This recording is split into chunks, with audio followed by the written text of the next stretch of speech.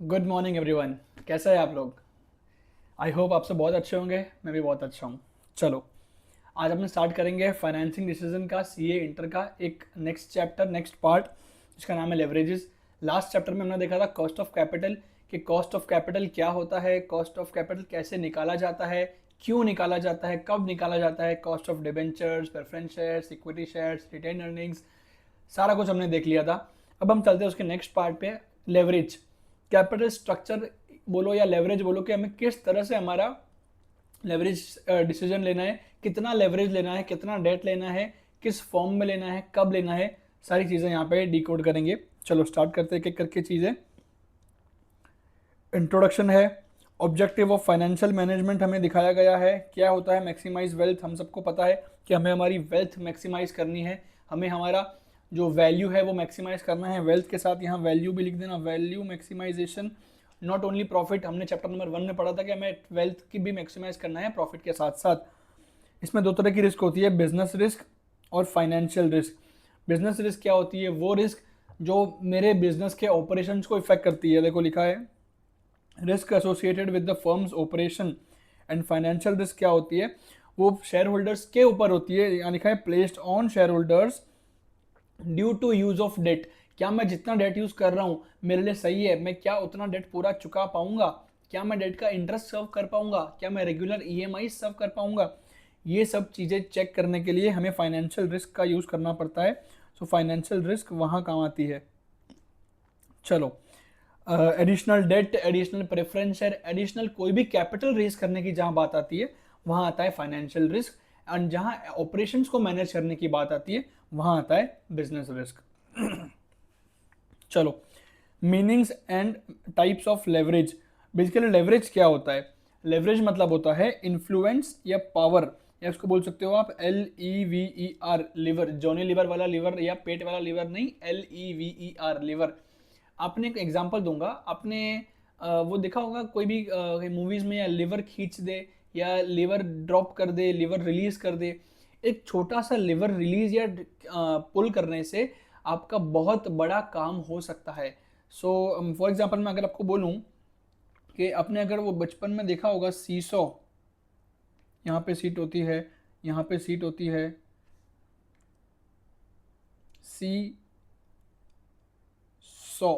चलो, तो क्या होता था? एक बच्चा यहाँ बैठता था, एक बच्चा यहाँ बैठता था। समझो यहाँ वाला मोटा होगा तो हमेशा हमेशा ये नीचे ही रहेगा, ये ऊपर ही जाएगा। ओके। सो अगर दोनों का वेट्स इक्वल होगा, अगर इन दोनों का वेट इक्वल होगा तो क्या होगा? सीसॉ एक अलाइन में रहेगा, लाइन में रहेगा। अगर फॉर एग्जांपल मैं बोलूँ ये है इक्विटी, ये है डेट। सो क्या मैं थोड़ा सा इक्विटी को घटाऊं और डेट बहुत सारा बढ़ाऊं तो क्या सही रहेगा? या डेट को बहुत सारा घटाऊं, इक्विटी को बहुत सारा बढ़ाऊं, क्या सही रहेगा? मेरा कैपिटल स्ट्रक्चर अभी यहाँ से मालूम पड़ रहा है 50-50, मैंने वेट दोनों को असाइन किया हुआ है। अगर मैं इसको फॉर एग्जाम्पल यहाँ से यहाँ शिफ्ट कर दूँ, अगर मैं इसको यहाँ से इस तरफ शिफ्ट कर दूँ, लेफ्ट की तरफ शिफ्ट कर दूँ, तो इक्विटी के थोड़े से मूवमेंट से, इक्विटी के थोड़े से मूवमेंट से यहाँ मूवमेंट बहुत बड़ा आएगा डेफिनेटली। या फिर मैं अगर आपको बोलूँ कि मैं इस लीवर को यहाँ से यहाँ पे स्विच कर दूँ, सो क्या होगा? डेट के थोड़े से मूवमेंट से इक्विटी का बहुत बड़ा मूवमेंट आएगा। ये आपको समझ में आता है लेवरेज लीवर के? डेट को मेरे इक्विटी कैपिटल स्ट्रक्चर के साथ मैं कंपेयर कर रहा हूँ। रादर मैं मेरे कैपिटल स्ट्रक्चर में डेट अगर घटाऊं या बढ़ाऊं तो मेरे इक्विटी शेयर होल्डर्स पे क्या इंपैक्ट आएगा, या फिर मैं मेरे इक्विटी शेयर कैपिटल को घटाऊं या बढ़ाऊं सो मेरे डेट वालों में क्या इफेक्ट आएगा। इसे कहा जाता है लेवरेज लेना, या फिर कितना इक्विटी डेट अपने हिसाब से रेज करना, लेवर या लेवरेज कहा जाता है इसे। डिटेल में हम पढ़ेंगे इसे इन डेप्थ, एक एक चीज समझ में आएगा। चलो, measurement of leverage, change in Y upon change in X divided by X. Formulas याद करने की कोई ज़रूरत नहीं है, हम एक एक चीज़ लॉजिक से पढ़ेंगे, आपको दिमाग में वैसे ही छप जाएगा। चलो, तो सबसे पहले आपको दिया है टाइप्स ऑफ लेवरेज क्या होता है। Operating leverage, financial leverage and combined leverage. इसको हम डिनोट करेंगे OL, FL एंड CL। चलो, सो ऑपरेटिंग लेवरेज क्या होता है? ऑपरेटिंग लेवरेज मतलब हम ऑपरेशन से क्या पैसा कमा रहे हैं, हम ऑपरेशन से कितना लेवरेज ले रहे हैं। क्या आपको पता है कि sales minus variable cost is our contribution, minus हम करेंगे अगर फिक्स्ड कॉस्ट तो यहाँ हमारा आ जाएगा earnings before interest and tax, definitely yes. इसमें से अगर मैं इंटरेस्ट घटाऊंगा तो यहाँ आ जाएगा मेरा earnings before tax, yes. Minus अगर टैक्स करता हूँ तो आ जाएगा अर्निंग्स आफ्टर टैक्स, सिंपल। ये आप लोग को बहुत पहले से अच्छे से समझा हुआ है। सो अगर मैं बोलूँ मेरा ऑपरेशन लेवरेज क्या होता है, क्या इंटरेस्ट मेरा ऑपरेशनल एक्सपेंडिचर है, क्या मैं फैक्ट्री चला रहा हूँ इसके लिए इंटरेस्ट दे रहा हूँ, ना, मैंने पैसा रेज कर रखा है इसके लिए इंटरेस्ट दे रहा हूँ। क्या मैं सेल्स फैक्ट्री चलाने के लिए करता हूँ, डेफिनेटली यस। क्या वेरिएबल कॉस्ट इनकर जो करता हूँ, गुड्स जो परचेज करता हूँ वो फैक्ट्री चलाने के लिए करता हूँ, डेफिनेटली यस। क्या कंट्रीब्यूशन जो कमाता हूँ फैक्ट्री चलाने के लिए कमाता हूँ, डेफिनेटली यस। कंट्रीब्यूशन कमाऊंगा तभी तो मैं फैक्ट्री चला पाऊंगा, पैसे निकाल पाऊंगा। फिक्स्ड कॉस्ट जो इनकर करता हूँ क्या वो फैक्ट्री चलाने के लिए करता हूँ, यस। मैंने रेंट दे रखा, मैंने फैक्ट्री रेंट पे ले रखी है, मैं रेंट देता हूँ। मैंने ये सब मशीनरी ले रखी है, मैं उसका डिप्रिसिएशन चार्ज करता हूँ। मैंने एडवर्टीजमेंट एक्सपेंसेस इनकर कर रखा है, मैं उनको पे करता हूँ। Fixed cost fixed expenses, definitely yes. इसके बाद जो मेरा फाइनल प्रोडक्ट निकलता है मेरा EBIT, definitely country minus fixed cost मेरा EBIT निकलता है फैक्ट्री चलाने के लिए। अब क्या मैं इंटरेस्ट जो पे करता हूँ वो फैक्ट्री चलाने के लिए पे करता हूँ क्या, ना, इंटरेस्ट में फैक्ट्री चलाने के लिए नहीं पे करता। अगर मैं चाहूँ मेरे ऑपरेशंस को डाउन स्केल करूँ, डाउन साइज करूँ, सेल्स को कम कर दूँ तो मैं मेरा इंटरेस्ट पूरा चुका दूँ, एंड में मेरे पास जितना पैसा है उससे लिमिटेड सेल्स करूँगा। मैंने एक्स्ट्रा पैसा क्यों ले रखा है, एक्स्ट्रा सेल्स करने के लिए, तो मेरी फैक्ट्री उससे नहीं चलती है। सो ये पार्ट नहीं है ऑपरेटिंग लेवरेज का। सो यहाँ तक जो पार्ट है EBIT तक, यहाँ तक का पार्ट है मेरा ऑपरेटिंग लेवरेज का। इसके बाद क्या मैंने फाइनेंस ले रखा है इसके लिए इंटरेस्ट पे करता हूँ, डेफिनेटली यस। सो ये मेरा पार्ट बनेगा, ये दोनों चीज़ें पार्ट बनेगी फाइनेंशियल लेवरेज की। इंटरेस्ट एंड EBT मेरा पार्ट बनेगा फाइनेंशियल लेवरेज का। एंड कंबाइंड लेवरेज क्या होता है, operating leverage and financial leverage को आप कंबाइन कर दो, ये आपका आ गया combined leverage, as simple as that. चलो, ऑपरेटिंग लेवरेज से आपका बिजनेस रिस्क अफेक्ट होता है। क्या आप EBIT कम कमाओगे, कैसे कम कमाओगे, क्या इंटरेस्ट ज़्यादा पे कर दिया तो EBIT कम कमाओगे क्या, नहीं। चलो एक एग्जांपल देता हूं मैं आपको, यहाँ लिखते हैं अपन सेल्स रादर, यहाँ लिखता हूं मैं, सेल्स है मेरी 100 रुपए की या 1000 रुपए की, ठीक है। वेरिएबल कॉस्ट है मेरा 300 रुपए का, कॉन्ट्रीब्यूशन आया 700 रुपए का। इसमें से मेरी फिक्स्ड कॉस्ट मैंने इंकर की 200 रुपीज़, मेरा EBIT आया 500 रुपीज़ का।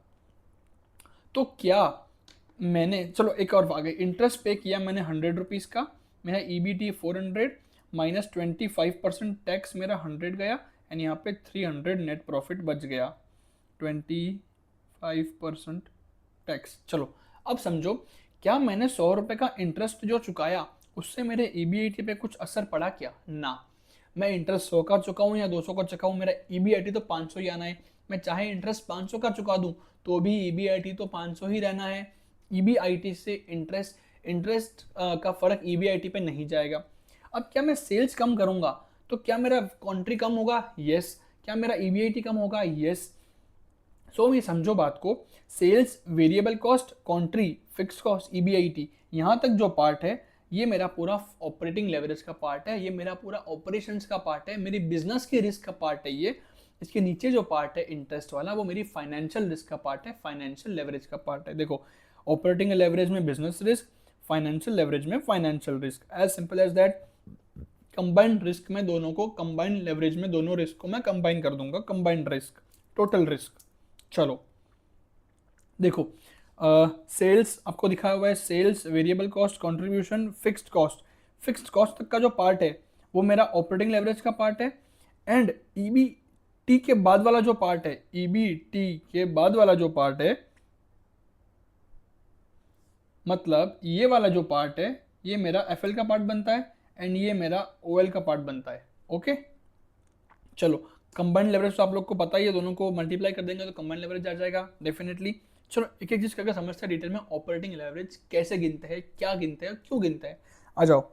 सो operating leverage means tendency of operating income to change disproportionately with change in sales volume. मतलब 1 रुपए का सेल्स वॉल्यूम चेंज हुआ तो मेरा EBIT पे क्या चेंज आएगा।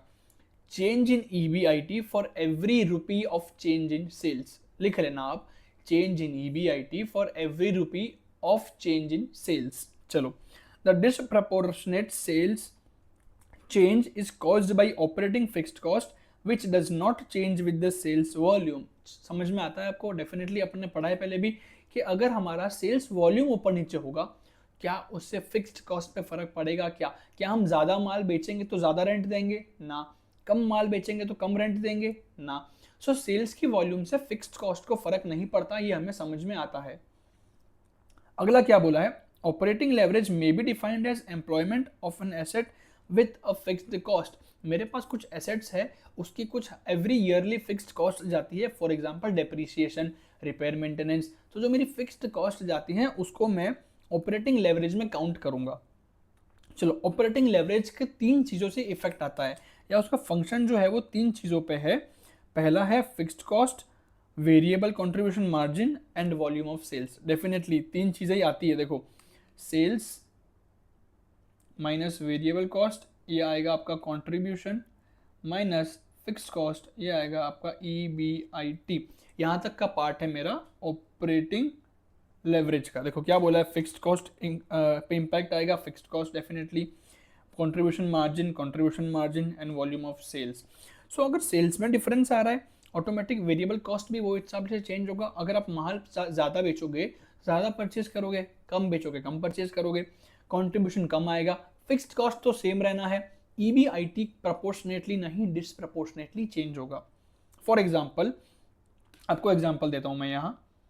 सेल्स मैंने किया 100 रुपये का, मेरा वेरिएबल कॉस्ट आया 40 रुपीज़ का, यहाँ मेरा कंट्रीब्यूशन है 60 रुपीज़ का, मेरी फिक्स्ड कॉस्ट है 30 रुपीज़। सो मेरा EBIT आया 30 रुपीज़ का। डन। अब एक अलग केस सिनेरियो लेते हैं।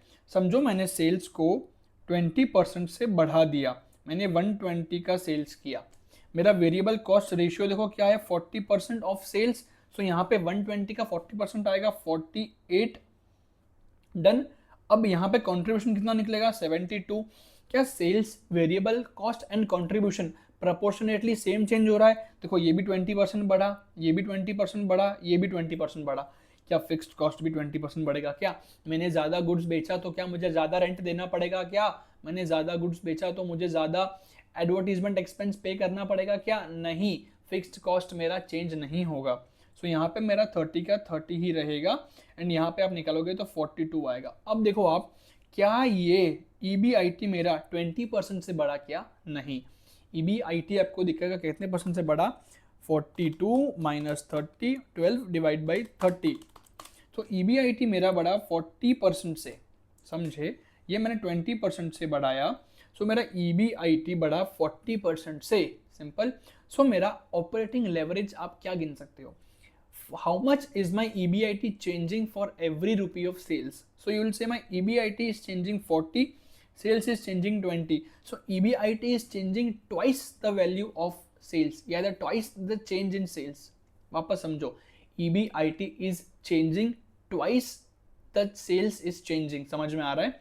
So यहाँ मेरा ऑपरेटिंग लेवरेज आएगा 2 का, as simple as that, इतना easy। चलो देखो, पहला फॉर्मूला क्या है, percentage change in EBIT। How much change of percentage did in EBIT, 40% upon percentage change in sales, how much change did sales, 20%। So यहाँ आ जाएगा 2।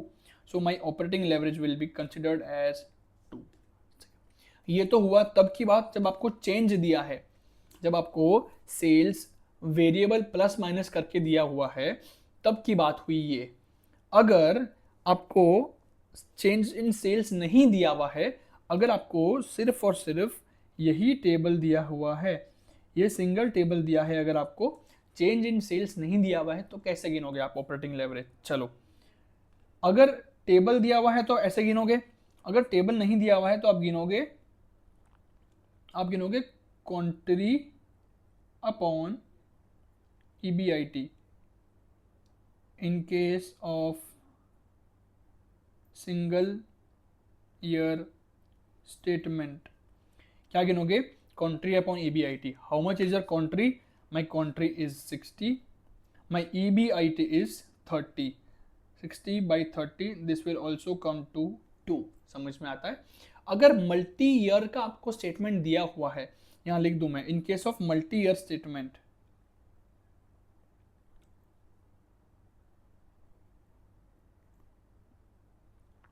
अगर मल्टी ईयर का स्टेटमेंट दिया हुआ है तो आप कंपैरिजन के तरह से ढूंढोगे। अगर मल्टी ईयर का स्टेटमेंट नहीं दिया हुआ है तो आप सिंगल ईयर से भी ऐसा ढूंढ सकते हो, कंट्री अपॉन EBIT या फिर change in EBIT upon change in sales. चलो समझ में आता है? ये सारे फॉर्मूलाज आप मत देखना, रादर अपने ये दो चीज़ें कर ली है, डेफिनेटली आपको कोई भी सम ऐसा नहीं होगा कि आपका सॉल्व नहीं होगा, हर एक सम सॉल्व होगा। चलो आगे बढ़ते हैं। सो अपना अगला टॉपिक है ब्रेक इवेंट्स एनालिसिस एंड ऑपरेटिंग लेवरेज। हम ऑपरेटिंग लेवरेज और ब्रेक इवन एनालिसिस को कैसे लिंक करते हैं, कैसे इसको अपन साथ में रीड करते हैं। चलो सबसे पहले समझते हैं ब्रेक इवन पॉइंट क्या होता है। मैं यहाँ पे एक एग्जांपल देता हूँ आपको। Break even point, break even point आपने अगर पढ़ा हो आपके फाउंडेशन में या शायद 12th में इकोनॉमिक्स में पढ़ा होगा mostly. So break even point वो होता है जहाँ पे अपना सेल्स उस लेवल का होता है जहाँ हमें जीरो प्रॉफिट लॉस निकाल के देता है। Break even point, break even point, that point where no profit no loss. समझ में आता है इतना? नो प्रॉफिट नो लॉस, ना मुझे इस लेवल ऑफ सेल्स पे प्रॉफिट होगा, ना मुझे इस लेवल ऑफ सेल्स पे लॉस होगा। सो एक एग्जांपल से समझते हैं ऐसा कैसे होता है। आपको एग्जांपल बुक में दिया हुआ होगा बट अपन समझते हैं। चलो फॉर एग्जांपल मैंने मेरा सेल्स प्राइस गिनता हूँ मैं, रादर या SP 100 rupees, variable cost 40 rupees, country 60 rupees. ठीक है, मेरा पर यूनिट कॉस्ट ये है, ये है मेरा पर यूनिट। 100 का सेल्स प्राइस, 40 का वेरिएबल कॉस्ट, 60% मेरा कंट्रीब्यूशन। सबसे पहले आपको निकालना है PV रेशियो। ये समझो PV रेशियो क्या होता है। PV ratio is nothing but profit volume. So मेरा प्रॉफिट मेरे वॉल्यूम के हिसाब से कितना होगा। सो इसमें आपको PV रेशियो क्या मिलेगा। PV ratio is contri upon sales. How much is your contri? Contri is 60, sales is 100, then PV ratio आपका आएगा 60%।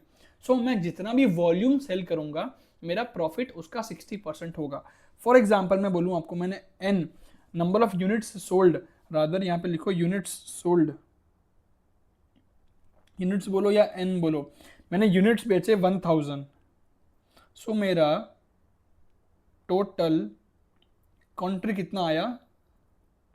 60,000। समझ में आता है? This is my profit volume ratio, PV ratio. 60% PV ratio है। सेल्स कितना होगा? 100 इंटू 1000, 1 लाख का 60% इज 60,000। मेरा 1 लाख का सेल्स आएगा, मेरा सामने 40,000 का मेरा वेरिएबल कॉस्ट आएगा, 60,000 का मेरा आएगा PV रेशियो। सो मेरा PV रेशियो आया 60%। पहला चीज़ ये समझ में आया क्या? Definitely yes. आगे बढ़ते हैं। सो मुझे पहली चीज़ चाहिए PV रेशियो। अब इस कंट्रीब्यूशन में से क्या माइनस करते हैं हम? यहाँ फिक्स्ड कॉस्ट माइनस करते हैं। ओके, फिक्स्ड कॉस्ट समझो मेरी 20,000 रुपीज़ की है। सो मेरा earnings before interest and tax कितना आया? EBIT यहाँ मेरा आएगा 40,000। EBIT मेरा आया 40,000। सो आपको क्या बोला है? ब्रेक इवन पॉइंट एक वो पॉइंट होता है जहाँ पे at the break even point of production level and sales there will be no profit and no loss, total cost is equals to total sales revenue। जो मेरी कॉस्ट है वो मेरे सेल्स रेवेन्यू को इक्वेट कर जाएगी। मेरी sales revenue is equals to my cost.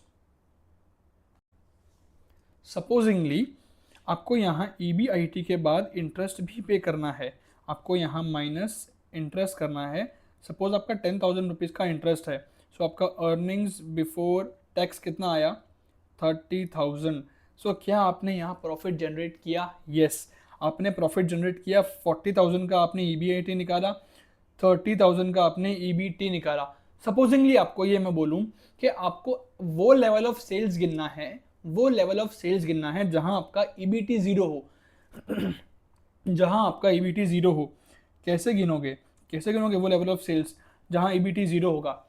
फटाफट से बैक वर्किंग कर लेंगे, ईबीटी जीरो आएगा, इसका मतलब, इसका मतलब मेरे को इंटरेस्ट अगर 10,000 का चुकाना है तो मुझे ईबीआईटी भी 10,000 ही कमाना पड़ेगा डेफिनेटली। 10,000 माइनस 10,000 ये आपका आ जाएगा जीरो। ओके, सो मेरा फिक्स्ड कॉस्ट तो फिक्स्ड रहेगा 20,000 का। सो मेरा कॉन्ट्री कितना आएगा? 10 प्लस 20 मेरा कॉन्ट्री आएगा 30,000 रुपीज़ का। सो कॉन्ट्री आया मेरा 30,000 रुपीज़ का। अब मेरे को यूनिट्स कितने बेचने हैं?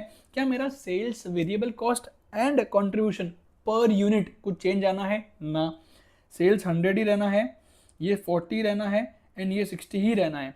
सो मेरा एन नंबर ऑफ यूनिट्स कितना आएगा? आपने कैसे निकाला? टोटल कंट्रीब्यूशन 30,000 डिवाइड बाई 60, यहाँ आएगा 500 यूनिट्स। ओके, सो ये आया मेरा break even point of sales, BEP sales. समझ में आता है? बहुत इजी। मेरे को वो लेवल ऑफ सेल्स निकालना है जहां मेरा प्रॉफिट या लॉस कुछ भी नहीं है, zero. I am earning definitely nothing. So मैंने ईबीटी को जीरो पुट ऑन किया। इंटरेस्ट तो मुझे उतना चुकाना ही पड़ेगा डेफिनेटली, मैंने पैसा लोन लिया हुआ है तो मुझे इंटरेस्ट तो चुकाना ही पड़ेगा। मैंने 10,000 यहाँ डाल दिया, इसको चुकाने के मुझे 10,000 रुपये कमाने पड़ेंगे, तो मैंने 10,000 यहाँ भी डाल दिया। इसके बाद फिक्स कॉस्ट तो मेरा फिक्स है, नो चेंज, चाहे मैं सेल्स करूँ या ना करूँ मुझे रेंट तो देना ही देना है। सो मैंने 20,000 रुपये यहाँ डाल दिया। 10 प्लस 20 मेरा 30 आ गया टोटल कॉन्ट्रीब्यूशन। अब 30,000 का कॉन्ट्रीब्यूशन कमाने के लिए कितने यूनिट्स बेचने पड़ेंगे? अगर पर यूनिट कॉन्ट्रीब्यूशन मेरा 60 रुपीज़ है, सो 30,000 डिवाइड बाई 60, ये आ जाएगा 500 यूनिट्स ब्रेक इवन सेल्स। चलो समझ में आया? डन, आगे बढ़ते हैं। ये हमने कैसे निकाला? बेसिकली ये देखो आपका फिक्स्ड कॉस्ट कितना है। फिक्स्ड कॉस्ट क्या है आपका? 20,000 रुपीज़ आपको चुकाना ही है, आप सेल्स करो या ना करो, डेफिनेटली यस, प्रॉफिट हो या ना हो वो चुकाना ही पड़ेगा। एंड प्लस आपका इंटरेस्ट, प्लस 10,000 का जो इंटरेस्ट है। क्या आप लोन वालों को ऐसा बोल सकते हो क्या, बैंक वालों को, क्या साहब इस साल कुछ नहीं कमाया है इंटरेस्ट मत लो, साहब इस साल प्रॉफिट नहीं हुआ इंटरेस्ट मत लो? क्या आपने जिनसे पैसा ले रखा है, आपके अंकल चाचा मामा, उनको बोल सकते हो कि यार चाचा इस बार सेल्स नहीं हुआ, प्लीज़ आप इंटरेस्ट मत लो, आपका पैसा का इंटरेस्ट छोड़ दो ना, वो तो इंटरेस्ट लेंगे ही लेंगे। सो फिक्स्ड कॉस्ट आपका जो भी आया, फिक्स्ड कॉस्ट आपका आया 30,000 का, अपॉन क्या किया आपने? कंट्रीब्यूशन पर यूनिट, जो कि आएगा कंट्री पर यूनिट, जो कि है आपका 60 रुपीज़, 60 रुपीज़, 60 रुपीज़। तो यहाँ पे आएगा 500 यूनिट्स। समझ में आया? ये फॉर्मूला रहा fixed cost upon contribution per unit. ये तो बात रही जब मुझे ब्रेक इवन सेल्स यूनिट्स में निकालना है। जब मुझे ब्रेक इवन सेल्स वैल्यू में निकालना है, मैं अगर आपको बोलूं मुझे ब्रेक, ये मेरा हुआ break even point in units. अगर मैं बोलूं मुझे ब्रेक इवन पॉइंट निकालना है वैल्यू में, सो देखो मुझे अगर यूनिट में निकालना है ना तो मुझे कॉन्ट्री पर यूनिट लेना पड़ेगा, बट अगर मुझे वैल्यू में निकालना है तो मुझे पीवी रेशियो काम आएगा। क्या आएगा? Fixed cost upon PV ratio. Fixed cost कितना है? 30,000 अपॉन पीवी रेशियो कितना है? 60%। सो देखो यहाँ कितना आएगा? 30,000 डिवाइड बाई 60%, 50,000 रुपीज़। यहाँ पे देखो 500 रुपीज़ की से का यूनिट्स, 500 यूनिट्स मैंने सेल किया इन 200 रुपीज़, 500 इंटू 100 आएगा 50,000। तो ये मेरा break even point in value आ गया, इन सेल्स के हिसाब से आ गया। यूनिट्स में निकालना है तो पर यूनिट जाएंगे, टोटल में निकालना है तो पीवी रेशियो पे जाएंगे। चलो ब्रेक इवन सेल्स समझ में आता है। सो मैं यहाँ पे आपको लिख सकता हूँ क्या कि sales into PV ratio is equals to contribution. Definitely yes, sales मेरा है 50,000 का, इंटू पीवी रेशियो है 60%, क्या कंट्रीब्यूशन 30,000 है क्या? यस, ये है, समझ में आ गया। चलो आगे बढ़ते हैं। अब सेल्स इनटू पीवी रेशियो आ गया मेरा कंट्रीब्यूशन। अगली एक चीज समझो, जब मैं break even point BEP sales को पीवी रेशियो से मल्टीप्लाई करता हूं तो मुझे क्या मिलता है। चलो, कितनी है आपकी बीईपी सेल्स? बीईपी सेल्स है आपकी 50,000। या तो चलो एक एग्जांपल यहाँ पे ऐसे लो आप, नॉर्मल सेल्स देखो, 100 रुपीज़ की सेल्स प्राइस, कैलसी फटाफट 100 रुपीज़ की सेल्स प्राइस, मैंने यूनिट्स बेचे यहाँ पे 1000, 1000 इंटू 1000, 1 लाख का सेल्स आया, इंटू 60%, ये आया मेरा 60,000 का कॉन्ट्रीब्यूशन। डन। अब जब मैं पीवी रेशियो को बीईपी सेल से मल्टीप्लाई करूंगा, बीईपी सेल्स से मल्टीप्लाई करूंगा, तो मुझे क्या मिलेगा? मुझे यहाँ मिलेगा फिक्स्ड कॉस्ट। देखो मेरा फिक्स कॉस्ट कितना है? 30,000। मेरी बीईपी सेल्स कितनी है? 50,000। 50,000 की बीईपी सेल्स को जब मैं 60% पीवी रेशियो से मल्टीप्लाई करता हूँ तो मुझे क्या मिलता है? 30,000 का contribution is equals to fixed cost. समझ में आता है? ओके। इसके बाद आगे बढ़ता हूँ। अगला यहाँ आता है MOSS, margin of safety sales. चलो, आपने 1000 यूनिट्स बेचे, सो आपने कितना कमाया? 30,000 रुपये, 60,000 का कॉन्ट्री कमाया। एंड आपने 500 यूनिट्स बेचे तो आपने 30,000 का कॉन्ट्री कमाया। ठीक है, सो आपने 500 यूनिट्स बेच के कुछ भी नहीं पैसा कमाया।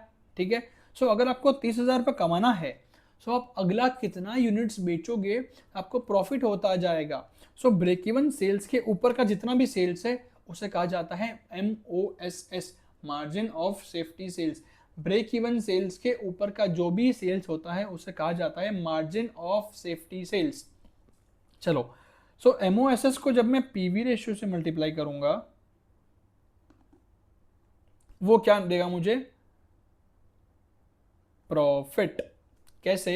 एक एग्जांपल लेते हैं। चलो, फॉर एग्जांपल मैंने सेम एग्जांपल लूंगा मैं, 100 रुपये का मैंने सेल्स प्राइस, वेरिएबल कॉस्ट यहाँ पे मानो 40,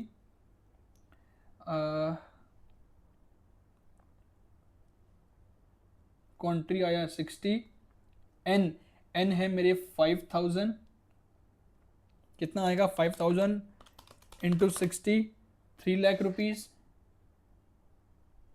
फिक्स्ड कॉस्ट है मेरी 1 लाख रुपीज़ की, सो मेरा EBIT आएगा 2 लाख रुपीज़ डेफिनेटली। अब इसमें मुझे चाहिए क्या? मुझे ये सारे फिगर्स को निकालना है एंड जस्टिफाई करना है। चलो, सो मेरा सेल्स कितना है? देखो सेल्स कितना है मेरा? 100 इंटू 5000 यूनिट्स, मेरा सेल्स है 5 लाख का सेल्स। इसको जब मैं मल्टीप्लाई करूंगा पीवी रेशियो से, पीवी रेशियो कितना है मेरा? 60/100, 60% आएगा मेरा पीवी रेशियो। समझ में आता है? जो सेल्स को जब मैं पीवी रेशियो से मल्टीप्लाई करूंगा इनटू 60%, मुझे क्या मिला? 3 लाख का कॉन्ट्री, टोटल कॉन्ट्री। समझ में आया? मुझे फिक्स्ड कॉन्ट्री मिल गया मेरा, कि मेरा sales into PV ratio contri. अब ये बताओ, at what level of sales, at कौन सी लेवल मैं कितने यूनिट्स बेचूं कि मेरा EBIT 0 निकल के आ जाए। EBIT 0 निकलेगा, समझो मैंने फिक्स्ड कॉस्ट तो 1 लाख का चुकाना ही पड़ेगा। क्या रेंट नहीं देना होगा क्या? अगर आप सेल्स नहीं करोगे तो ना रेंट देना ही पड़ेगा। सो यहाँ पे मेरा कुछ कॉन्ट्रीब्यूशन 1 लाख का कमाना पड़ेगा, तभी मैं 1 लाख का कॉन्ट्रीब्यूशन कमाया, 1 लाख का कॉस्ट चुकाया, मेरा 0 प्रॉफिट, ब्रेक इवन सेल्स। सो कॉन्ट्री पर यूनिट सेम रहना है। सो 1 लाख डिवाइड बाई 60, मुझे 1666 यूनिट्स बेचने पड़ेंगे। 1666 पॉइंट या 1667 यूनिट्स रखो। सो बीईपी सेल्स कितनी आएगी? 1666.67 इंटू 100। बीईपी सेल्स है मेरी 166667 into 60% PV ratio, into 60% PV ratio, ये कितना आ रहा है? 1 लाख। सो बीईपी सेल्स को जब मैं पीवी रेशियो से मल्टीप्लाई करूंगा, सो मेरा आएगा फिक्स्ड कॉस्ट। एंड अगला इसका डिफरेंस मान लो 5 लाख माइनस 16667, ये आएगा 33333, एक 3 और। सो ये है मेरा मार्जिन ऑफ सेफ्टी सेल्स, ये मुझे प्रॉफिट देके जाएगा। ये वो सेल्स है जहां मेरा फिक्स कॉस्ट पूरा कवर हो चुका है, अब जो आएगा वो प्रॉफिट है। सो इनटू पीवी रेशियो करूंगा, कितना आएगा,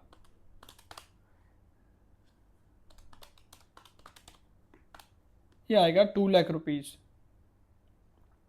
देखो क्या मैं जस्टिफाई कर पाया?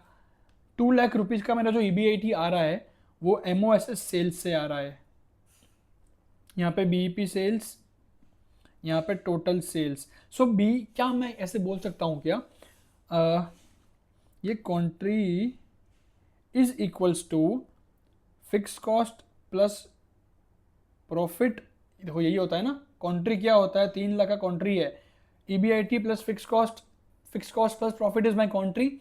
सो sales is equals to BEP sales plus MOSS sales. क्या मैं बोल सकता हूँ कि मेरा टोटल सेल्स जो है 5 लाख यूनिट्स का, 5 लाख रुपए का, it is nothing but my BEP sales plus my MOSS sales, my BEP sales plus my MOSS sales. चलो बहुत देर हो गई, बहुत डिटेल में पढ़ लिया, इसको आगे बढ़ते हैं फटाफट।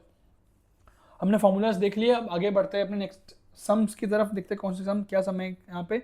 ओके, अब हम समझेंगे relationship between leverage and break even point. हमने अभी जो यहाँ बीईपी पढ़ा और यहाँ जो हमने लेवरेज पढ़ा, इसमें रिलेशनशिप क्या है वो समझते हैं।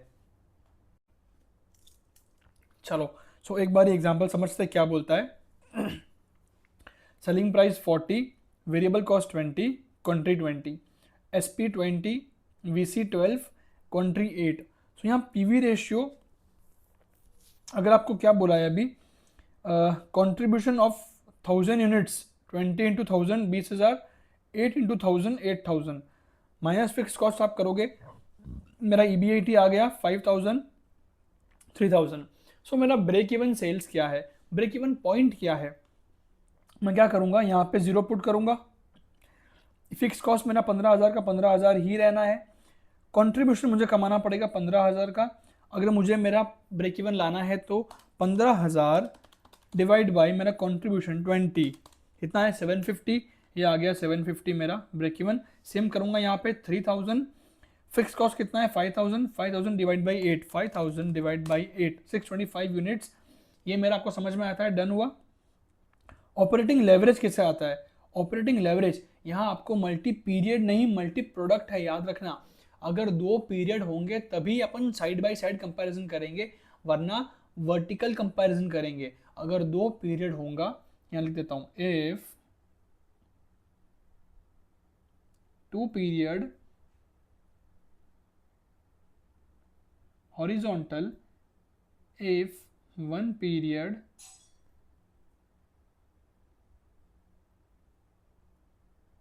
वर्टिकल। समझ में आया? 2 पीरियड हुए तो हॉरिजॉन्टल कंपैरिजन, सिंगल पीरियड हुआ तो vertical comparison.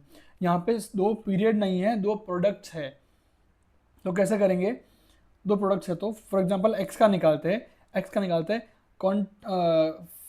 Operating leverage is equals to contri upon EBIT. How much is a country? Country is 20,000, EBIT is 5,000, 20,000 divide by 5,000, operating leverage आएगा 4 टाइम्स का, कि मेरा for every 1 rupee change in sales my EBIT will increase by 4 rupees. समझे? चलो फिर there is a relationship between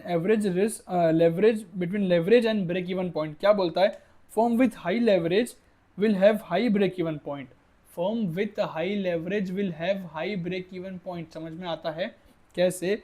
अगर मेरा leverage ज़्यादा है, ऑपरेटिंग लेवरेज मतलब फिक्स्ड कॉस्ट मेरी ज़्यादा है, तो मुझे ब्रेक इवन पॉइंट ज़्यादा ऊपर आएगा, डेफिनेटली यस। अगर मेरा फिक्स कॉस्ट हाई है तो मुझे ज़्यादा माल बेचना पड़ेगा फिक्स कॉस्ट रिकवर करने के लिए, definitely yes. Firm with low leverage, leverage का मतलब यहाँ पे फिक्स्ड कॉस्ट हुआ।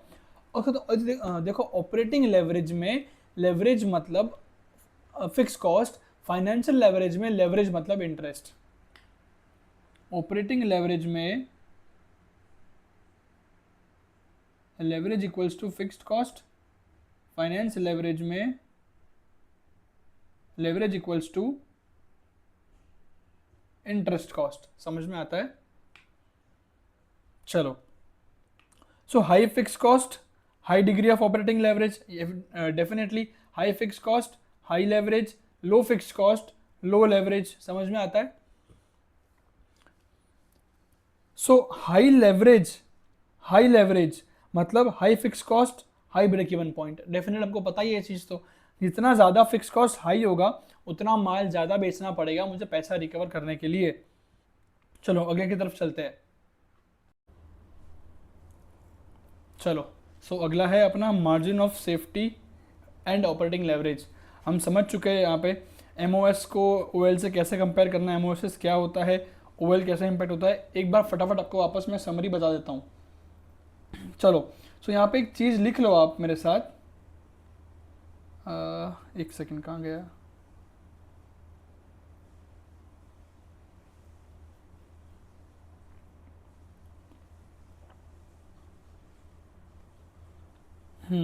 यहाँ लिखो फिक्स्ड कॉस्ट हायर,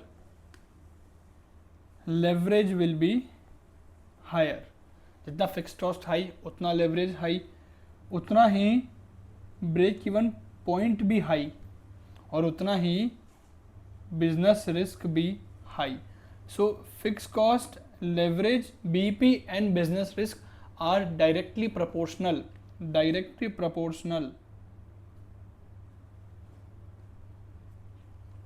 चलो डन। सो ये आप समझ जाओगे, एक बार रीड कर लेना। एमओएस क्या होता है मैं आपको बता चुका हूँ, डीओएल क्या होता है, एमओएस का रिलेशन क्या होता है। Degree of operating leverage is equal to 1 upon margin of safety sales. देखो कैसे कैसे, इसका मतलब ये हुआ कि operating leverage is inversely proportional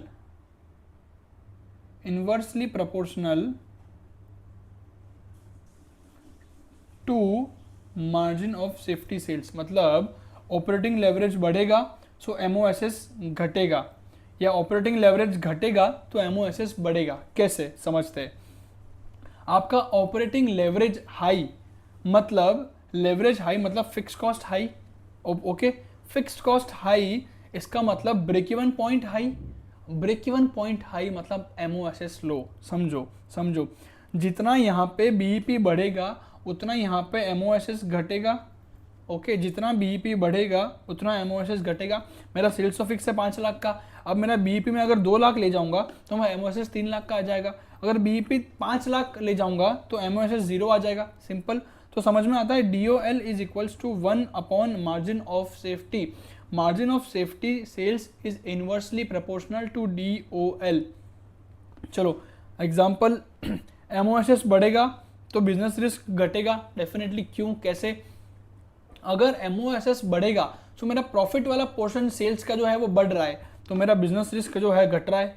अगर मेरा प्रॉफिट वाला पोर्शन बढ़ रहा है तो मेरा ऑपरेटिंग लेवरेज जो है वो घटेगा। डेफिनेटली यस, समझ में आता है, इजी। चलो, अगर नहीं भी समझ में आ रहा तो वापस रिवाइंड करो एंड देखो, वरना सम सॉल्व करेंगे सब पानी की तरह साफ हो जाएगा। चलो, सो एक एग्जांपल देखते हैं अपन। यहाँ पे दिया हुआ है सेल्स मेरे को दी है 10 रुपीज़ के हिसाब से, वेरिएबल कॉस्ट 5 रुपीज़ के हिसाब से, कंट्रीब्यूशन मेरा आएगा 5 रुपीज़ का। कंट्री 5, यहाँ भी 5, रादर पीवी रेशियो आएगा 50%, पीवी रेशियो आएगा 50% का। सिंपल, इजी, मज़ा आया। चलो, अब आपको क्या बोला है, फिक्स कॉस्ट आपकी दोनों में 50-50 हज़ार रुपये है। फिक्स कॉस्ट आपकी दोनों में 50-50 हज़ार रुपये है।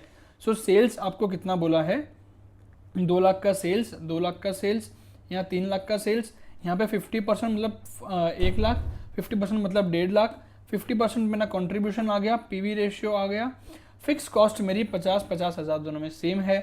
ईबीआईटी आया 50 हज़ार और 1 लाख। सो ऑपरेटिंग लेवरेज क्या आएगा, ये सिंगल टेबल है, 2 पीरियड नहीं है, 2 अलग अलग यूनिट्स है। सो मेरा ओएल आएगा EBIT country upon EBIT 1 lakh upon 50 हज़ार, 2 लाख, 2 टाइम्स का।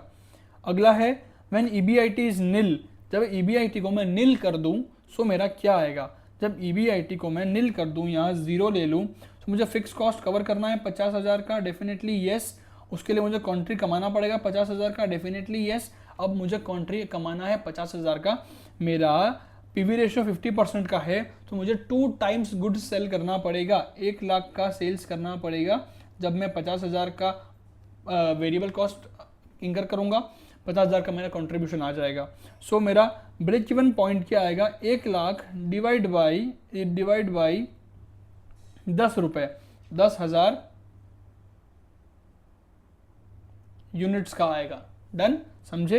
देखो यहाँ पे वही आएगा सेम, BEP आएगा मेरा 10,000 यूनिट्स का। Okay, so if there is no fix cost there is no operating leverage. चलो अब इस केस में मुझे sales, variable cost, contribution, fix cost, EBIT, अगर मेरा फिक्स कॉस्ट 0 हो जाए, अगर मेरा फिक्स्ड कॉस्ट 0 हो जाए, ठीक है, सो मेरा फिक्स्ड कॉस्ट अगर 0 हो जाए सो EBIT आएगा 50,000 रुपीज़ का। सो मेरा अगर फिक्स्ड कॉस्ट 0 है, if no fix cost, operating leverage नहीं होगा। क्यों? इस केस में ऑपरेटिंग लेवरेज कितना आएगा, कॉन्ट्री अपॉन EBIT, 50,000 अपॉन 50,000, 1 का ऑपरेटिंग लेवरेज। जितना सेल्स बढ़ा उतना EBIT बढ़ेगा, जितना सेल्स घटा उतना EBIT घटेगा। सो मेरा OL 0 होगा। ये समझ में आया पहला केस। दूसरा, higher fixed cost higher BEP, ये तो हम समझ चुके। अगर मेरा फिक्स कॉस्ट यहाँ पे 60,000 होता, 50,000 की जगह 60,000 होता, सो मुझे 60,000 का वेरिएबल कॉस्ट कवर करना पड़ता, फिक्स कॉस्ट कवर करना पड़ता, एंड मुझे 1,20,000 का माल बेचना पड़ता। मेरा ब्रेक इवन पॉइंट 1,20,000 रुपए का आता एंड 12,000 यूनिट्स का आता। समझ में आता है इतना? So higher fix cost higher BEP, ये भी इजी है। Higher than break even level positive operating leverage, मतलब मेरा ब्रेक इवन लेवल अगर हायर होगा सो मेरा सेल्स अगर मेरा ब्रेक इवन लेवल से ऊपर जाएगा तब वहां तक मेरा पॉजिटिव ऑपरेटिंग लेवरेज निकल जाएगा। क्यों ऐसा? ऑपरेटिंग लेवरेज पॉजिटिव कब होगा? जब आपका कंट्रीब्यूशन EBIT से ज़्यादा होगा। ओके, अगर कंट्रीब्यूशन 60,000 है और फिक्स्ड कॉस्ट 50,000 है और मेरा EBIT 10,000 है, तो मेरा ऑपरेटिंग लेवरेज कितना आएगा? 6 टाइम्स का आएगा। समझ में आया? Higher than break even level positive operating leverage, lower than break even level negative operating leverage. Simple. चलो, DOL can never be between 0 and 1, it can be 0 और लेस और इट कैन बी 1 और मोर। सो DOL हमेशा 0 से 1 के बीच में कभी नहीं हो सकता, या तो लेस देन 0 और ग्रेटर देन 1। समझ में आता है? चलो आगे बढ़ते हैं। नंबर फर्स्ट इलस्ट्रेशन क्या बोलता है? सो नंबर 1 क्या बोलता है? Company produces and sales 10,000 shirts, the selling price per shirt is 500, okay, variable cost is 200 per shirt and fixed operating cost is 25 lakh. Calculate operating leverage. Operating leverage क्या होता है हमने देखा है, फटाफट अपना वो स्टेटमेंट बनाते हैं।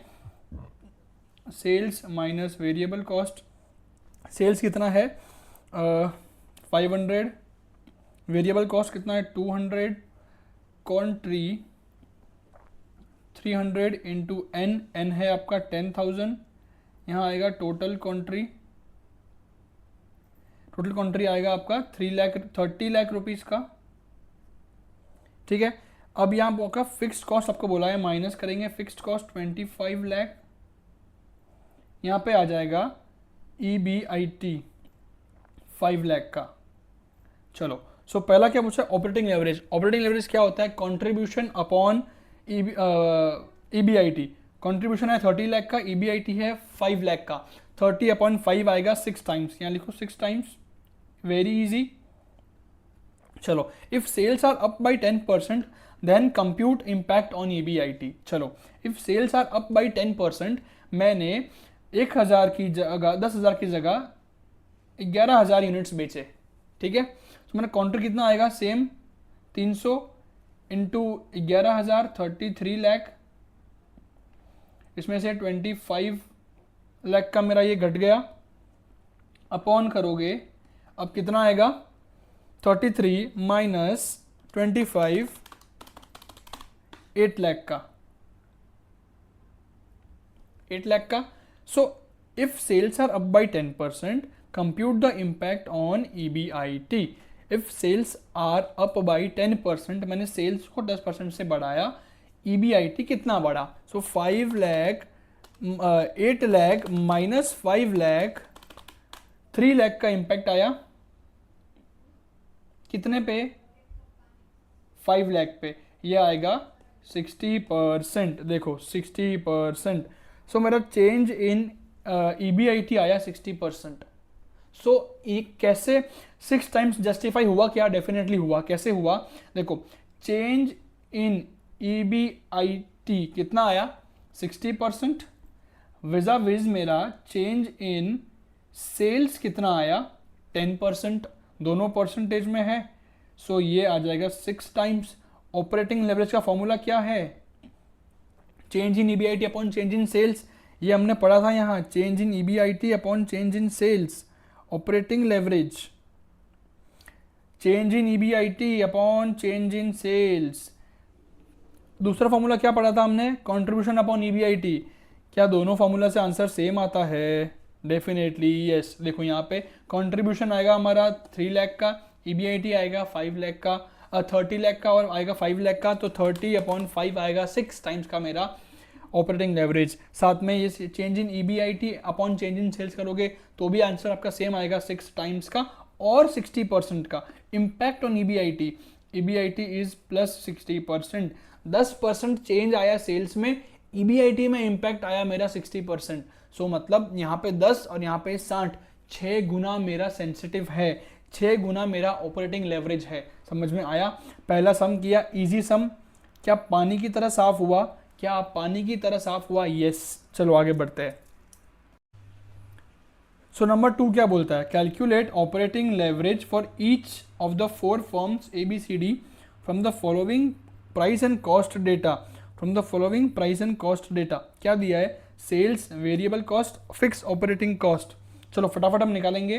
Sales price minus variable cost, ये हमारा आ जाएगा कंट्रीब्यूशन। चलो कितना है कंट्रीब्यूशन? 20 माइनस 6, यहाँ आएगा 14, 32 माइनस 16, यहाँ आएगा 16, 50 माइनस 20, यहाँ आएगा 30 एंड 70 माइनस 50, यहाँ आएगा 20। समझ में आता है? Easy, definitely yes.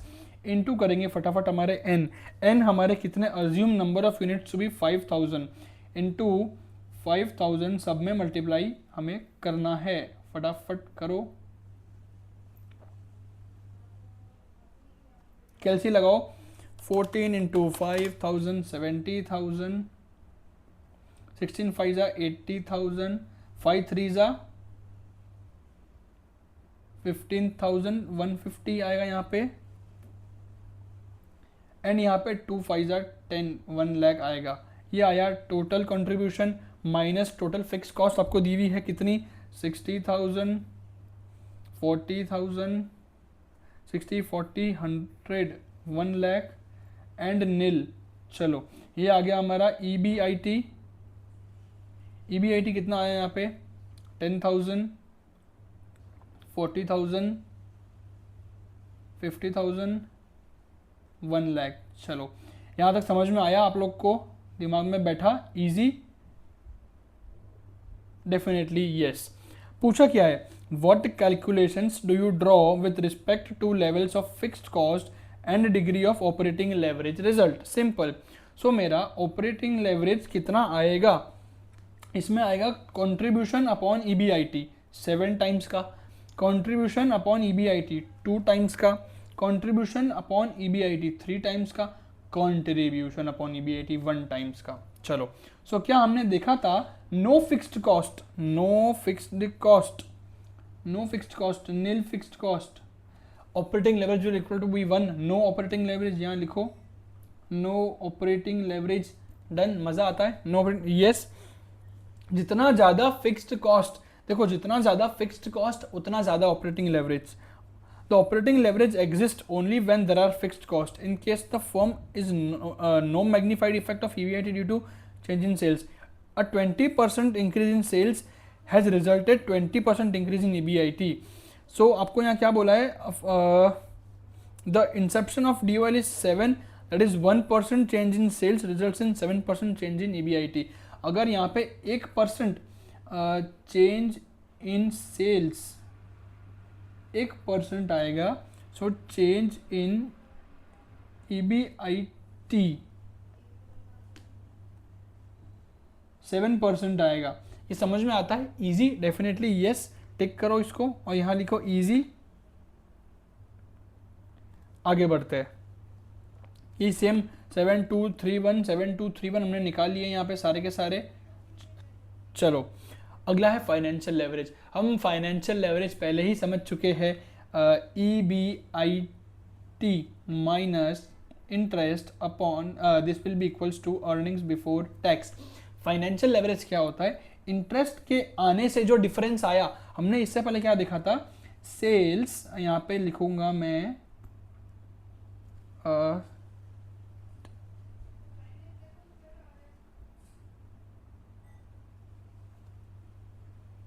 यहाँ देखो सेल्स माइनस वेरिएबल कॉस्ट, यहाँ आएगा कंट्रीब्यूशन, एंड कंट्रीब्यूशन में से आप यहाँ पे और माइनस करोगे फिक्स्ड कॉस्ट, तो आएगा आपका EBIT. सिंपल. चलो सो अगर फिक्स्ड कॉस्ट है तभी कॉन्ट्री और EBIT में डिफरेंस आएगा. अगर फिक्स्ड कॉस्ट 0 हो जाएगा तो दोनों सेम है, तब मेरा ऑपरेटिंग लेवरेज आके खड़ा होगा. अब मैं बोलूँ अगर EBIT और EBT में इंटरेस्ट कुछ ना कुछ होगा तभी फाइनेंशियल लेवरेज आके बनेगा. अगर इंटरेस्ट कॉस्ट 0 हो जाए तो मेरा FL 1 हो जाएगा. Simple, no financial leverage. चलो सो अब हमने देख लिया फाइनेंशियल लेवरेज मेरा आता है, फाइनेंशियल लेवरेज आता है EBIT upon EBT. Financial leverage is EBIT upon EBT. Simple, easy.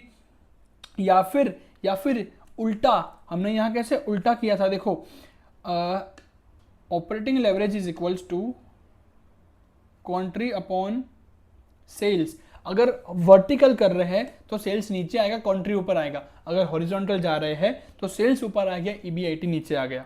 वैसे ही यहाँ पे अगर वर्टिकल जा रहे हैं EBIT ऊपर आएगा, EBT नीचे आएगा. अगर हॉरिजॉन्टल जाएंगे तो change in EBT upon change in EBIT. Simple, done. चलो ये फॉर्मूला है अपने FL का, ध्यान रखना इसको, मज़ा आ जाएगा. आगे सम्स करते हैं.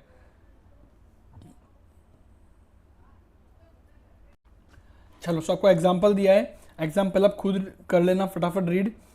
वही सेम जो हमने ऊपर कंपैरिजन किया था, no financial fix cost, no financial leverage, higher financial cost, higher financial leverage. समझ में आ जाएगा आपको. डन. आगे बढ़ते हैं. सो नेक्स्ट है हमारा financial leverage as trading on equity.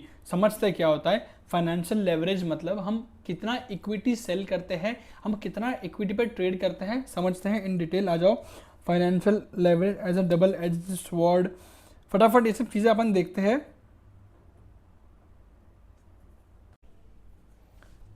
अगला टॉपिक है अपना कंबाइंड लेवरेज.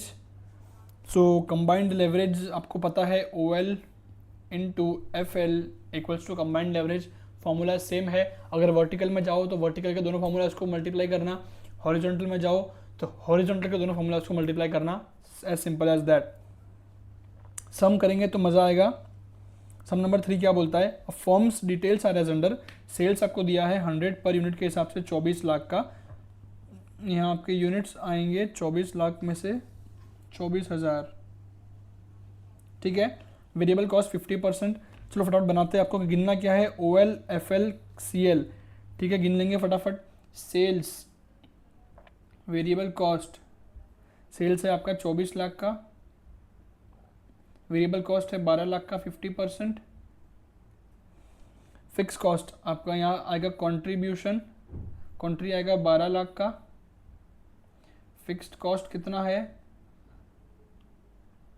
10 लाख का. Earnings before interest and tax आएगा 2 लाख का.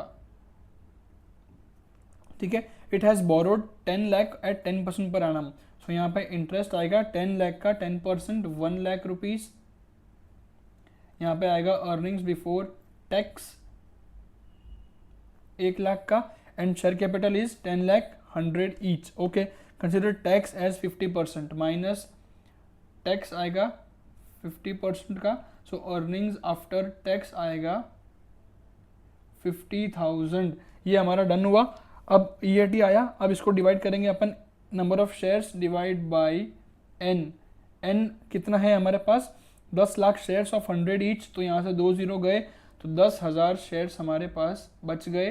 सो अर्निंग्स पर शेयर आया मेरा 5 रुपीज़ पर शेयर का EPS आया।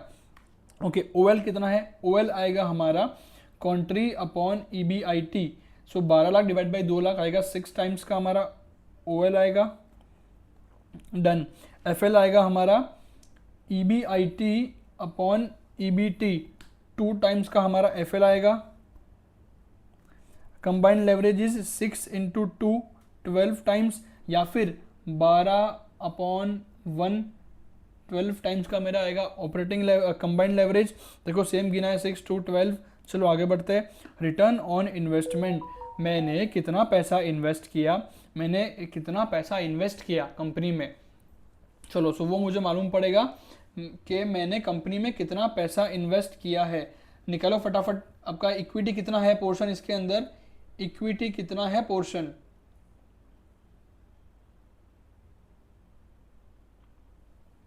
चलो इक्विटी कितना है आपका 10 लाख का, एंड कितना आपने कमाया 50,000 अपॉन 10 लाख, ये आएगा आपका 5% का return on equity. Return on investment, मेरा इन्वेस्टमेंट कितना है, ये देखो 5%, same to same as it is.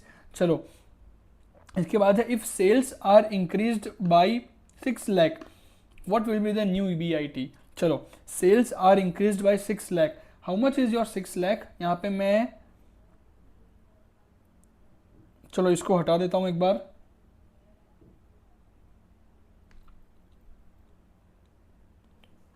अब यहाँ करते हैं if sales are increased by 6 lakh, 24 plus 6 lakh, यहाँ आएगा 30 lakh. So how much is 6 lakh, sales are increased by how much percentage, percentage change in sales, it is 6 lakh divided by 24 lakh, 6 divided by 24, 25% increase in sales। मेरा operating leverage कितना है, operating leverage 6 times, सो 25% into 6 times आएगा 150%।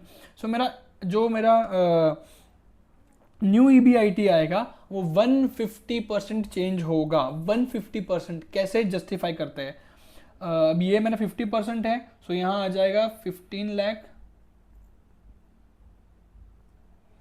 यहाँ आएगा 15 लाख का कॉन्ट्री, 10 लाख का fix cost same रहेगा, यहाँ आएगा 5 लाख का EBIT।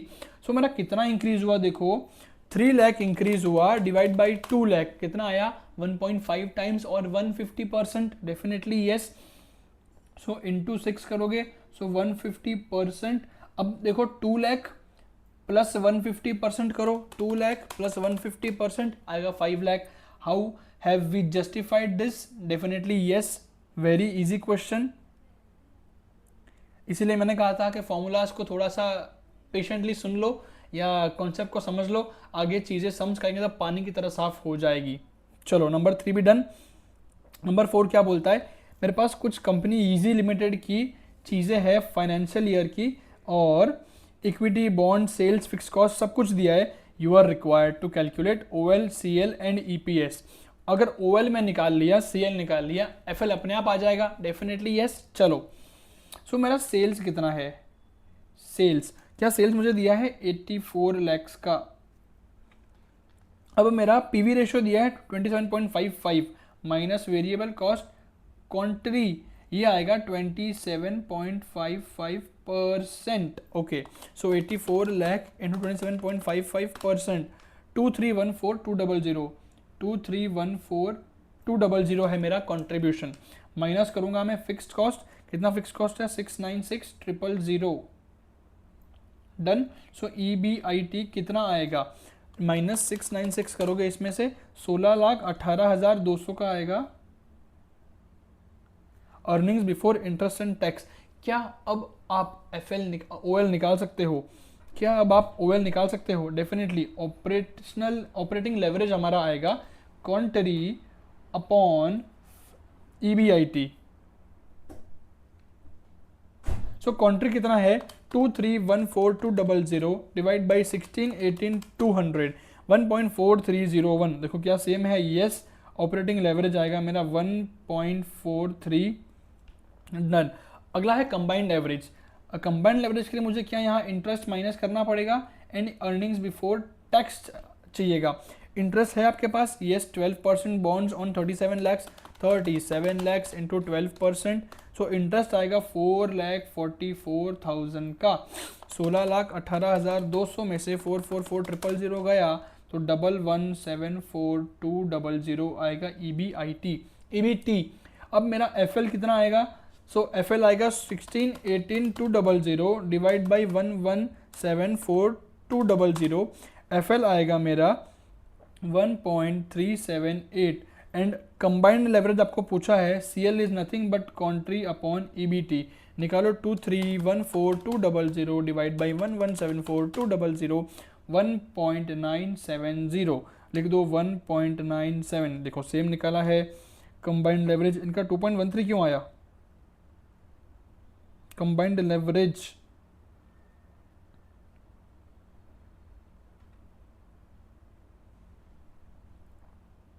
अच्छा हमें फाइनेंशियल लेवरेज दिया हुआ है लिख के, ओके। सो इंटरेस्ट पोर्शन में कुछ और पार्ट भी हो सकता है, इंटरेस्ट पोर्शन में कुछ और पार्ट भी हो सकता है इनके बॉन्ड के अलावा कुछ और भी इंटरेस्ट हो। देखो यहाँ पे इन्होंने लिख के दिया है बॉन्ड के बाद हमारा अदर फिक्स्ड इंटरेस्ट भी कुछ और है, डेफिनेटली यस। सो इसको हम इग्नोर करो, आपको फाइनेंशियल लेवरेज लिख के दिया है, आपके पास OL है।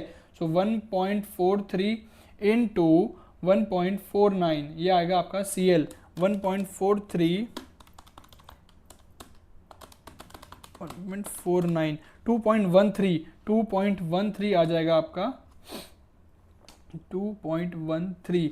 EPS कितना आएगा, EPS कितना आएगा? चलो EPS निकालने के लिए हमें ये देखना है हमारा फाइनेंशियल लेवरेज 1.49 है। सो EBIT से EBT का क्या रिलेशन है? सो EBIT से यहाँ पे चेंज हो जाएगा EBT का क्या रिलेशन है। सो अगर मैं बोलूँ FL financial leverage is equals to EBIT upon EBT and FL मुझे दिया हुआ है 1.49 तो EBIT मेरे पास है 1618,200 अपॉन EBT। क्या आप ये यहाँ और यहाँ ले जाके EBT निकाल सकते हो? कितना आएगा 1618,200 डिवाइड बाई 1.49 1086040 ये मेरा आया earnings before tax, okay. So earnings before tax और earnings before interest and tax इन दोनों के बीच का फिगर आएगा मेरा इंटरेस्ट एक्सपेंसेस जो कि आएगा 1618,200 532,159 टोटल 532,159। देखो क्या ये सेम होता है 444,000 प्लस 88,160 532,160 अपना 159 आया, ₹1 का डिफरेंस आया, वेल एंड गुड चलेगा। सो EPS क्या आता है? अब अर्निंग्स बिफोर टैक्स EBT आया मेरे पास 1086040 माइनस करेंगे टैक्स रेट आपको दिया हुआ है 40% माइनस 40% अर्निंग्स आफ्टर टैक्स कितना आया 1086040 माइनस 40% 651,624 डिवाइड बाई N। आपके इक्विटी शेयर्स कितने हैं? देखो 50 लाख डिवाइड बाई 10 आपके पास 5 लाख इक्विटी शेयर्स है डिवाइड बाई 5 लाख 1.303 आएगा आपका EPS 1.303। डन हुआ ये क्वेश्चन अपना 1.303 सॉल्व। इसको आप डाल सकते हो इजी में या मीडियम में, इजी टू मीडियम कैटेगरी में डाल सकते हो। चलो आगे बढ़ते हैं अगले क्वेश्चन की तरफ। अगला क्वेश्चन क्या बोलता है, number 5, for the selected financial information आपको दी है ए एंड बी के लिए for the current financial year, variable cost दिया है, इंटरेस्ट दिया है, operating leverage, FL, tax rate. You are required to find out EBIT, sales, fixed cost, identify the company which is better placed with reasons based on leverages. Leverages के हिसाब से कौन सी company better placed है। चलो निकालते हैं इसका solution, start करते हैं।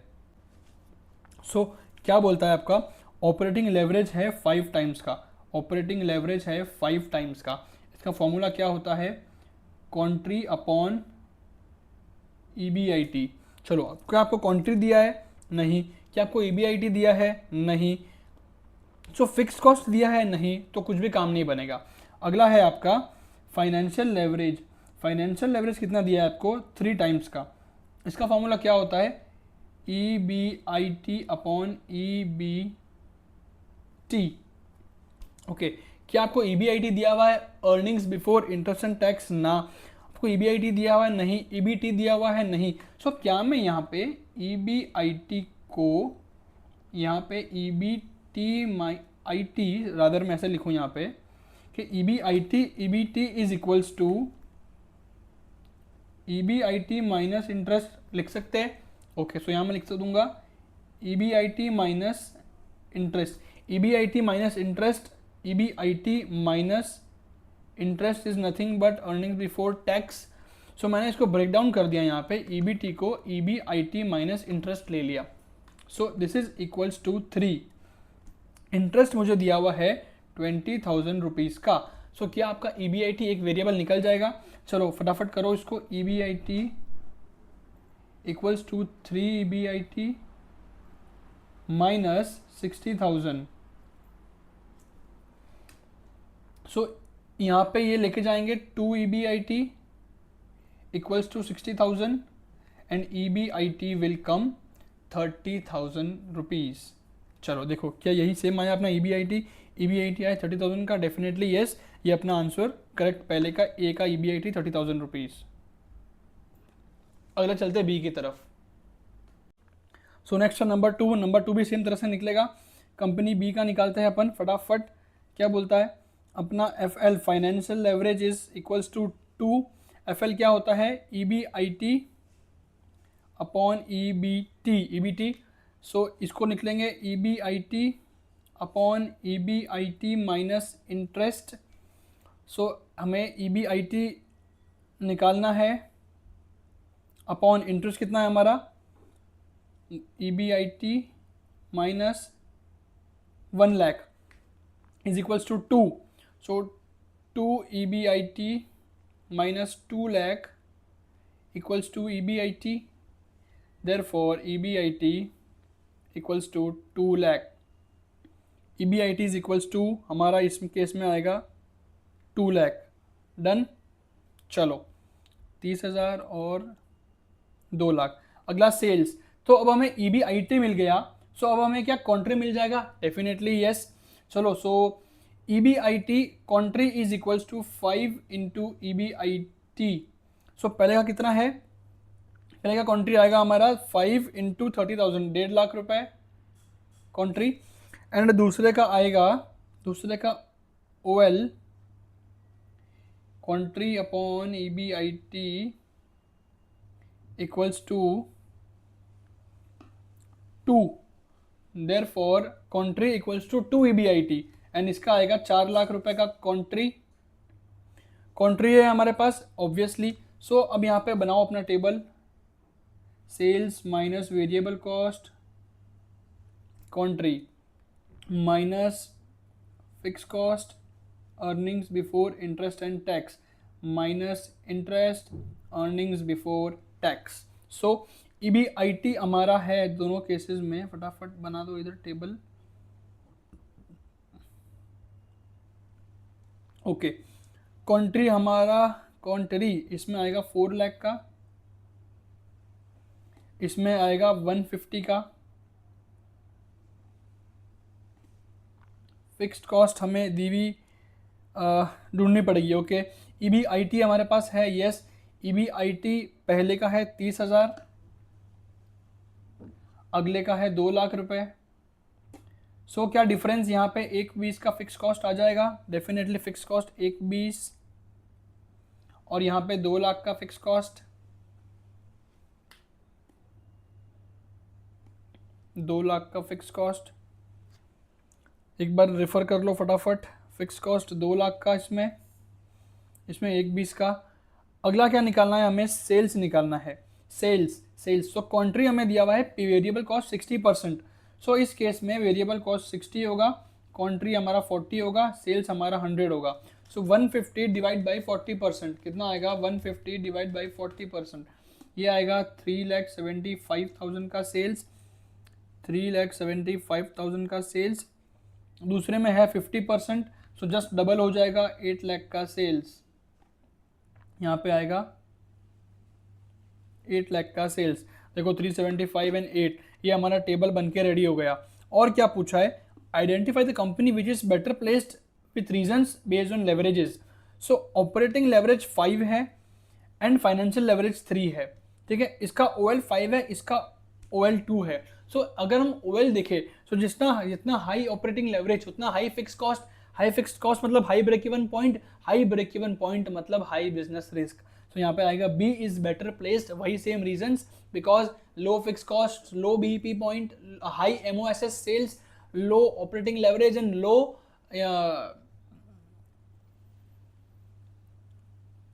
Fix cost and low business risk, ठीक है। As compare to A and B, OL और FL दोनों B के कम है, so B is always better placed, simple वही आपको लिखा होगा। Based on the leverages company B is better placed than A because the following reasons. अब रीजंस पढ़ लेना, बहुत इजी। एंड यह हमारा चैप्टर का इलस्ट्रेशन सारे पूरे हुए। चलो अगला लेक्चर में हम मिलेंगे हमारे सम्स के लिए। ये सारे सम्स जो है प्रैक्टिकल सम्स हम सारे के सारे डिस्कस करने वाले हैं। गुड बाय, जय हिंद।